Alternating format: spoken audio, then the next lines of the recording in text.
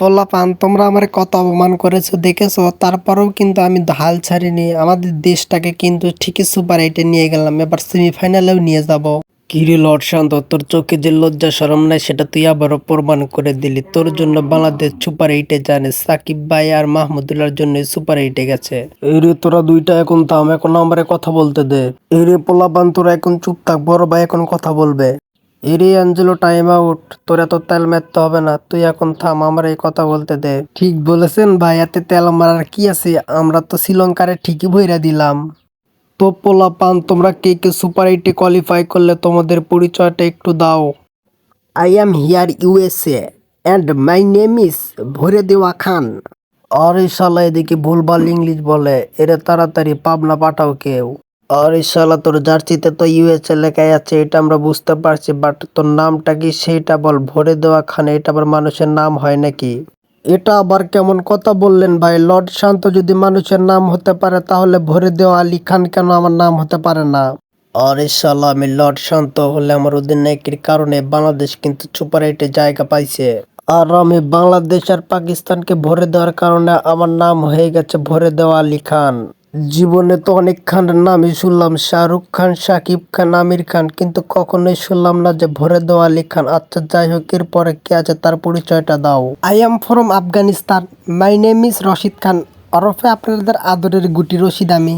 আরে গুটি রশিদ ভাইয়ের একটু বল যে ভাইরা যে গ্রুপে তুইও সেই গ্রুপে, একই গ্রুপে তোরা দুই দল। ভাই আমাদের বিষয়টা একটু মাথায় রাখেন, আমরা কিন্তু এখন মোটামুটি কম বেশি সব ম্যাচই জিতে যাইতেছি, কিন্তু শুধু ওয়েস্ট ইন্ডিজের কাছে একটু ওগামা রাখাইছি। আরে গুটি রশিদ, ওইটা কোনো ব্যাপার না, সমস্যা নেই। ওয়েস্ট ইন্ডিজের কাছে খাইছো, আমাদের কাছেও খাবো, কোনো চাপ নেওয়ার কোনো প্রয়োজন নাই। এরপরে কে আছে তাই আইসো। আরে আফগানিস্তান যে গ্রুপে আছে আমিও আছি ওই গ্রুপে, এত পরিচয় দেওয়ার সময় নাই। তোদের বাপদের যে জিগা রোহিত শর্মা কিরা। এই রোহিত ভাই আপনি কিন্তু মাশরাফি ভাইয়ের সাথে বেয়াদবি করতেছেন, এর ফল কিন্তু ভালো হবে না। আপনাদের কিন্তু কিন্তু আমরা ভইরা দেব কিন্তু। আরে সেটা খেলার মাঠে দেখা যাবে, আমরা তোদের মতো বাংলাদেশকে গুণেও ধরি না। আমরা দুর্নীতি করে হলো সেমিফাইনাল যাব এবং ফাইনালটা এবার আমরাই নিব। কোহলি ভাই সাবধান হয়ে যাও, কিন্তু আমি যদি রানে ফিরি তাহলে তোমাদের মতো ইন্ডিয়াকে কিন্তু আমি গুনেও ধরবো না, এটা মনে রাখো কিন্তু।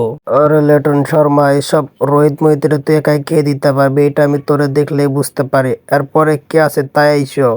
ভাই I am from Australia, my name is Stark, আমার বলের গতিতে উড়াই যাবে লর্ড শান্ত লেটনের বিসি। আরে স্টার্ক ভাই, আপনি কিন্তু অনেক মজা করে কথা বলেন, আমার এই জন্য আপনার অনেক ভালো লাগে।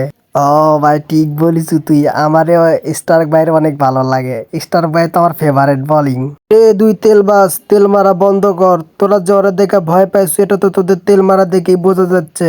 তা পোলা পান্ডার পরে কে কাজ, একটু তাড়াতাড়ি সিরিয়াল দাও, আবার আর সময় কম। বড় ভাই মাশরাফি, ছেলে পেলে যেহেতু ভয় পাইছে তাহলে পরবর্তী খবরগুলো নয় পার্ট 2 তে দেওয়া হবে।